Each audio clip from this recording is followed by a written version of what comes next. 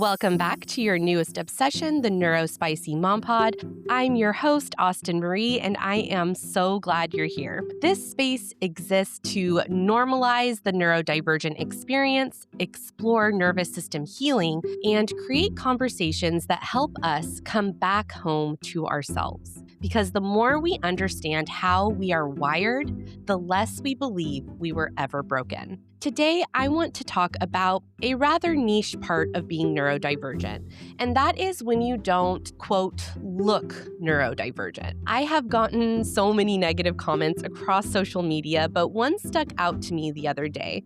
Someone told me that I was cosplaying being neurodivergent. This isn't the first time that I've had this happen, and I feel like growing up undiagnosed has only compounded this sensitivity. Having all of my sensitivities dismissed and my struggles framed as personal failures set me up to expect not to be believed, and to feel this constant need to defend and explain myself. When you live your life without understanding what all of these pieces mean, the big picture never really comes into view. And if you grew up undiagnosed, it can feel weird taking up space in neurodivergent spaces. So when people say you don't look neurodivergent, you can easily begin to doubt your own experiences. Maybe I am just being dramatic. Maybe I think I'm experiencing the same struggles, but it's actually not at the level it needs to be to count. And this fear alone can stop someone from pursuing the long, frustrating journey of getting officially diagnosed. And that's only if you're someone who has the financial ability to even access that process. So grab your weighted blanket, your favorite drink, and settle in. Let's get into it. So what does it even mean to look neurodivergent? Like, if we really pause on that for a second, what are people actually expecting to see? Because when people say things like that, what they're really revealing is that they have a very specific, very narrow image in their mind of what neurodivergence is supposed to look like. And if you don't match that image, then your experience becomes questionable to them. And historically, that image has been based on a very limited understanding of neurodivergence. Most of the early research and diagnostic criteria, especially for things like autism, were based on young boys, young white boys, boys who presented in very external, very visible ways. So what happened is that became the baseline. That becomes what people recognize. So if you are verbal, if you are socially aware, if you can make eye contact, or if you can hold a conversation, if it looks like you can just exist in the world, that looks functional, people assume you're fine. But what they're not seeing is everything that's happening underneath that. And there's actually research around something called masking or camouflaging, where neurodivergent people learn how to perform neurotypical behavior in order to be accepted or to avoid negative consequences. And this isn't just like, oh, I'm being a little fake. This is full body adaptation. This is studying how other people talk and mirroring it. This is rehearsing conversations in your head before you say them. This is forcing eye contact even when it feels uncomfortable. This is suppressing stemming, suppressing reactions, suppressing your needs. And over time, you get really good at it. So good that other people don't see anything wrong. But the cost of that is that no one sees how hard you're working just to exist. And then when you finally do start to talk about it, when you do start to name your experience, when you start to say, hey, I think my brain actually works differently, people respond with doubt or dismissal or comments that are super helpful, like you're just trying to label yourself, or you don't look neurodivergent, or in my case, you're cosplaying. And I think what's so frustrating about it is that it completely ignores the reality that the ability to mask often determines whether or not you are believed. The people who are struggling the most internally are often the ones who are the least recognized. And that creates this really confusing dynamic where you start questioning yourself. Because if everyone around you is telling you that you seem fine, then you start wondering if maybe they're right. Maybe I am overreacting. Maybe I am being dramatic. Maybe this isn't real. And that self doubt can be so loud, especially if you grew up in an environment where your experiences were already being dismissed. Because then it's not just about what people are saying now, it's reinforcing something that's been happening your entire life, where your reality doesn't quite match what other people are telling you is true. And that disconnect is so disorienting because you feel it in your body. You live it every day. You know something is different, but you don't have the language for it, or you didn't have the support for it, or you just didn't have the access to a diagnosis. So you end up in this in between space, not fully seen by neurotypical spaces, but also not feeling like you're allowed to take up space in neurodivergent ones. And that's where I think a lot of people get stuck because there's this unspoken idea that in order to claim neurodivergence, you have to prove it. You have to have a diagnosis. You have to have visible struggles. You have to meet someone else's criteria of what it looks like to them. And if you don't, then you're questioned. So here's the hard reality. Access to diagnosis is not equal. Getting assessed for things like ADHD or autism as an adult can cost thousands of dollars. It can take months, sometimes years, to even get in front of the right person. And if you're a parent or you're already overwhelmed or you're just trying to survive financially, that's not always realistic. Not to mention the immense amount of executive functioning that is required to do all the research, make all the calls, and then remember all the details to be able to move forward with that process. But now, with social media and the ability to do our own research, you are now in this position where you know yourself. You've done the research, you've reflected back on your experiences, you've connected patterns that finally make things make sense. But because you don't have that formal validation, people feel entitled to question you. And that is such a strange place to be, to know something about yourself and still feel like you don't have permission to say it out loud. And I think we need to talk about that more and normalize and value people's lived experiences. Because the goal here is not to collect labels. The goal is understanding. The goal is having language for your experience so that you can actually support and advocate for yourself in a way that works for your brain and your nervous system. And you don't need to be visibly struggling to deserve that. You don't need to be falling apart in front of other people to have your experience be valid. You do not need to prove your pain in order for it to count because struggling quietly is still struggling, and functioning does not equal thriving. Now, I want to ground this in the research I mentioned earlier, because this experience of not being believed or being told you don't look neurodivergent is not just something people are making up. There is actual research that explains why this happens. One of the main researchers in this area is Laura Hull, a British psychologist and researcher whose work focuses on autism, mental health, and gender. She's best known for her research on social camouflaging, which is another way of describing masking. And what her research found is that many neurodivergent people, especially autistic individuals, learn how to actively adapt their behavior in order to appear more neurotypical in social situations. And this isn't something that people are doing for fun. This is not someone deciding to pretend to be something they're not.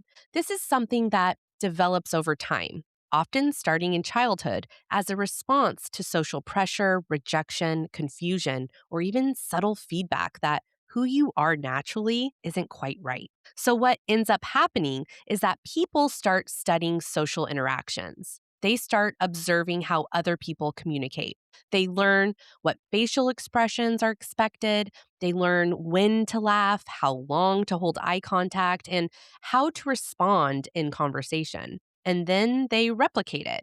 Not because it's natural to them, but because it works. We do it because it makes other people more comfortable. It reduces negative reactions and it helps us move through the world with less friction. And over time, this becomes so practiced that it can look effortless from the outside. But as we know, internally, it's not effortless at all. It's constant monitoring. It's constant adjusting. It's thinking about how you're coming across while you're in the middle of trying to exist in a conversation. Laura Hull's research specifically found that this kind of masking is associated with increased anxiety, increased depression, increased exhaustion, and even a loss of sense of identity, which makes sense. Because if you are constantly filtering yourself, adjusting yourself, performing in a way that feels more acceptable, at some point, you start to lose track of what is actually you and what is the version of you that you created to survive. And that's how we tie it into what we're talking about today. Because the people who are the most skilled at masking are the same people who are overlooked or not believed. So the system ends up missing the very people who have spent their entire lives trying to adapt to it. And when those people finally start to speak up about their experience, they're told they're exaggerating or trying to label themselves. And that's not just frustrating, it's deeply invalidating. What you're actually looking at is not someone pretending. You're looking at someone who has spent years learning how to survive in a world that wasn't built for their brain.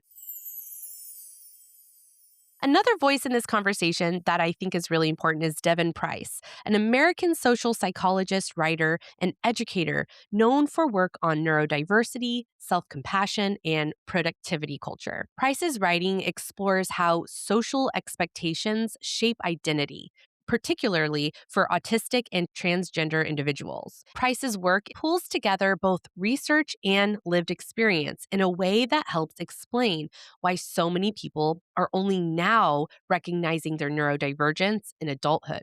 One of the core ideas Price talks about is that a lot of neurodivergent people were missed, not because they didn't have traits, but because they didn't match the stereotype. Because they were verbal, they were intelligent, they were compliant, or because they were socialized, especially as women or marginalized groups, to be accommodating, agreeable, and easy to manage. So instead of being identified and supported, they adapted.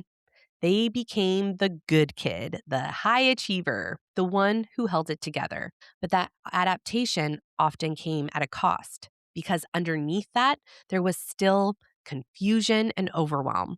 There was still sensory difficulties and difficulty with executive functioning. It just wasn't visible in a way that other people recognized. And what Devon Price really highlights is that this creates a generation of people who grow up without language for their experience. So instead of understanding themselves through the lens of neurodivergence, they understand themselves through the lens of personal failure. I'm too sensitive. I'm too much.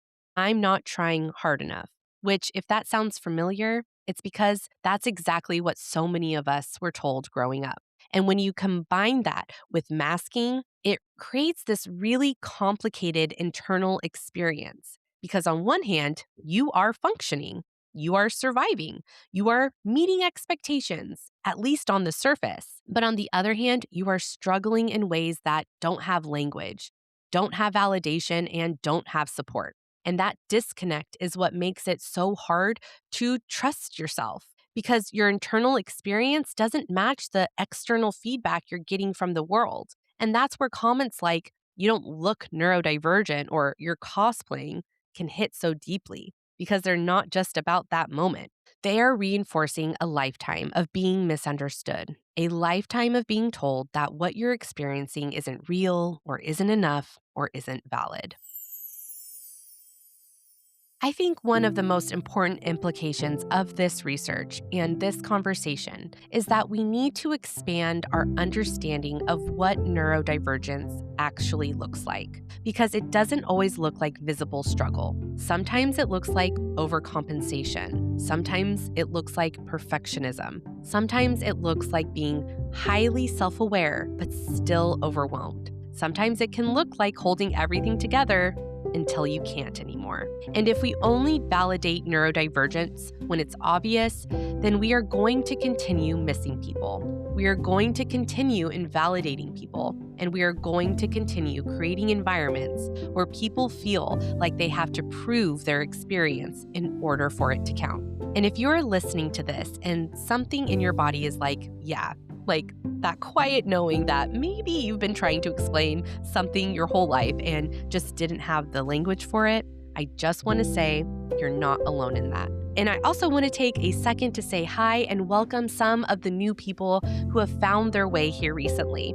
I've noticed a little bump in listeners, and I'm just really glad you're here, truly. This space means so much to me. It's something I've built from the ground up as a single neurodivergent mom who is just trying to make sense of her own brain while healing from narcissistic abuse and also creating a space where other people can feel a little less alone in their experiences. And if you've been listening and you feel supported here or seen here, or like something is finally clicking for you, the best way to support this mission is by subscribing to my Patreon. It's between $1 to $5 a month, or you can subscribe for free, and it directly supports me in being able to keep showing up, keep creating, and keep building this into something bigger, a space where we can actually normalize the neurodivergent experience and create more nervous system safety in the way we live, the way we parent, and the way we exist in the world. If this episode resonates with you, I would also really encourage you to share it with someone, because chances are, if this hit for you, there's someone in your life who has felt this too, but maybe hasn't had the words for it yet. Before we close out, we're going to do our little journal prompt for the week, so here it is. Where in my life have I been dismissing my own experience because it didn't look valid enough to other people? And if you feel like going a little deeper, if I trusted myself fully without needing external validation, what would I allow myself to acknowledge? You don't have to be perfect. You don't have to have the perfect answer. You don't have to solve it. Just notice what comes up. And before we say goodbye, I want to leave you with this. If someone needs you to struggle louder in order to believe you, that says more about their understanding than it does about your reality. You are allowed to understand yourself. You are allowed to name your experience. And you are allowed to take up space, even if it doesn't look the way people expect it to. Thank you for being here, and I'll see you lovies next week. Ta-ta!